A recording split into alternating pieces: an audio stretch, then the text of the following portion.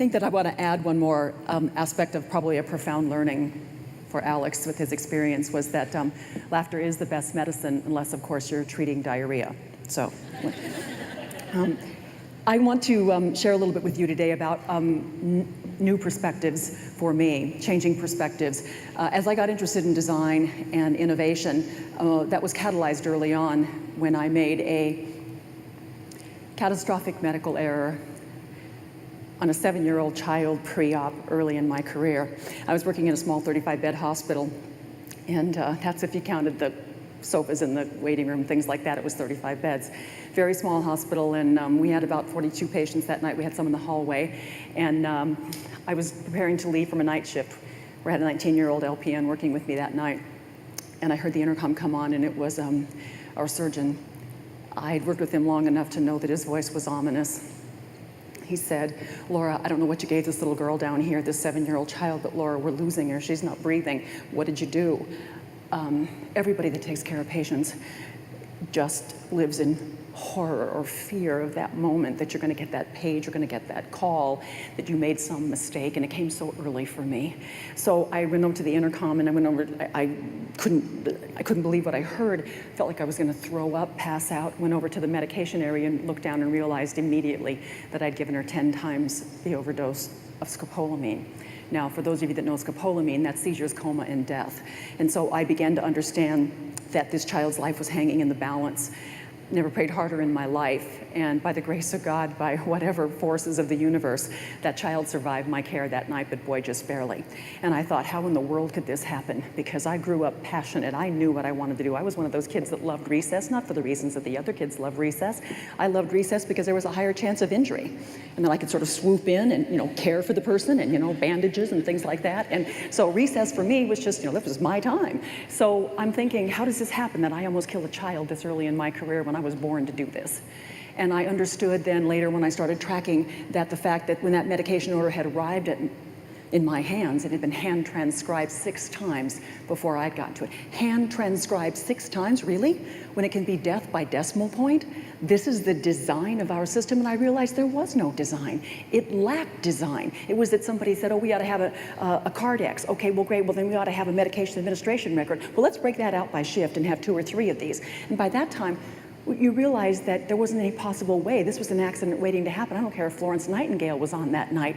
She'd had the same propensity for error that I had that night. I wanted to see and understand system design. Well, it's just so much worse than I thought as I began to look at things in a more global way. And the 2 things I want you to look at here is that we, out of our $2.3 trillion, $2.6 trillion, we waste 1.2 of it. I can assure you we do. We waste that through hospitalizations that don't have to happen if we would properly coordinate care, if we would properly activate patients, they wouldn't end up in our emergency room seeking care. If we would make sure that things like people have the capacity in their own homes to put an electronic scale in that lets us know when they've gained 2 pounds in 7 days, we can adjust their medication, they can be home with their families on Friday night instead of drowning in their own fluids in our ED. These are the kinds of things I consider waste. Waste of that happiness potential, waste of so much potential, waste of dollars. The other thing we can look at here is, this is something that Alex told me, I just couldn't believe it. Our current healthcare system is the #1 contributor to sickness and death in the US. Knowing that I contributed to that, I understand that. I ran hospitals in New Orleans for a while. We also made a medication error there that took the life of a 14-year-old child. I also understand how the system design affected that. I can assure you I'm intensely motivated to make a difference in all of this. There are 2 things wrong with our healthcare system, the way it's paid for and the way care is delivered, the way we even define care, as you can see what Alex talked about. The problem with our financing system is that we've been the only industry for a very long period of time that could inflict a defect on our customer and then bill you to fix it. So if we didn't wash our hands and you got an infection, dang, things happen, defects happen, but we could also bill you to mop up after that infection. Well, we've just recently been told by society that that's going to stop, that they're no longer going to pay for infections when we don't wash our hands, because Michigan has showed us that you can get down to no ventilator-associated pneumonias. You can get down to no central line infections if you really pay attention to system and design, and you really think about what it's like to have that infection as a patient. So the second thing about our challenge here is that it's the system, along with the payment, is that when we think about, I'm not talking about people deliberately making errors, deliberately being wasteful, deliberately doing these things. I think bad systems bring out the worst in good people, and how I know that is when I ran hospitals in New Orleans, the first thing I would do is come in the morning and say, oh, the census is up? Yes, excellent. You know, I'd pray for a bad flu season so that we could keep those beds full. And then I think, how did I get to here? How did I get to cheering illness and infirmity? What brought that out in me? I think it had a lot to do with the payment system. So now I'm absolutely thrilled to see that we have, you can argue all you want about the reform bill, ACOs, these types of things. There's a baby in that bathwater, and that baby is payment reform in that reform bill. And I want to be sure that at least in terms of Obamacare, that portion at least preserves, because I think it's extremely important for us to get out of the mindset and the sort of structures that we have built around the idea that we can create defects and bill people to fix them. So these are exciting. Now, providers, can they survive under this new payment system? Can they really survive if their goal is to produce health? If their goal is to produce health, I actually don't think so, because we have come and get it care. That child with asthma, we see you when you come to our ED, when you come to our doctor's office.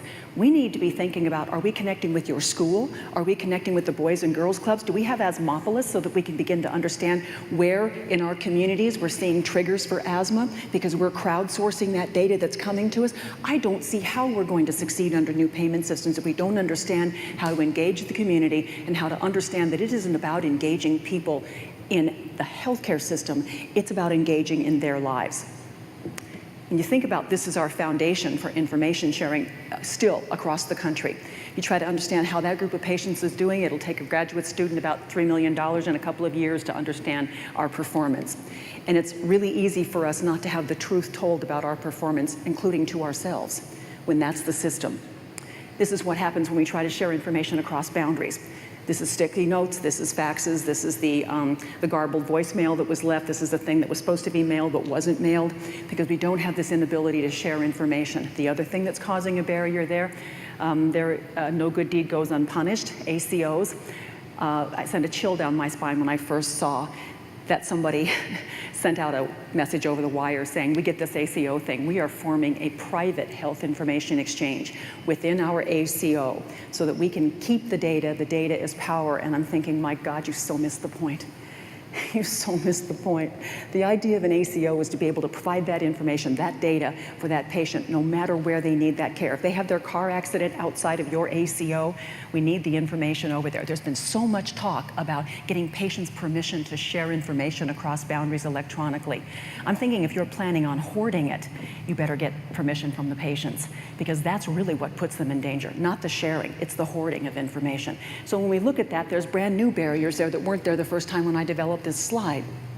When we think about that challenge, you also understand that primary care providers need to interact with 229 physicians and 117 different practices in order to care for their panel of patients. And we do most of that by phone, by carrier pigeon, by mail.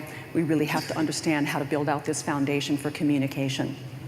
The sad thing we also learned from McGinnis's research, and I think is just becoming clear to us, and this is what Alex is trying to tell us, that in terms of the proportional contribution to preventing premature death, our healthcare system is only about 10%, $2.6 trillion and 10% effect.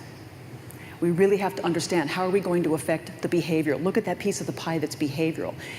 That's the aspect of engaging in patients' lives, learning how to support, learning how to understand what strengthens that patient and causes them to see themselves as the picture of health, even with chronic disease. So with our current system, are the chances of succeeding under these new payment models?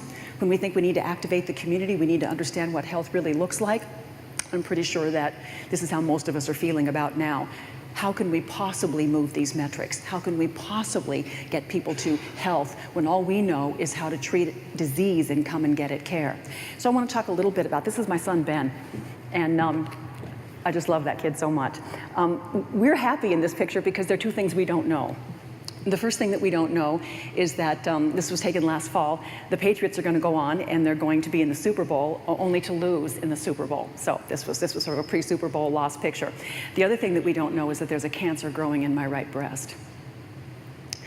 I wish that pictures could point out something like that, because that was taken about a month before I went for a routine physical, and my physician said, "Hey, what's that?" And I said, "Gee, that would be my right breast." And he said, no, I'm talking about that lump."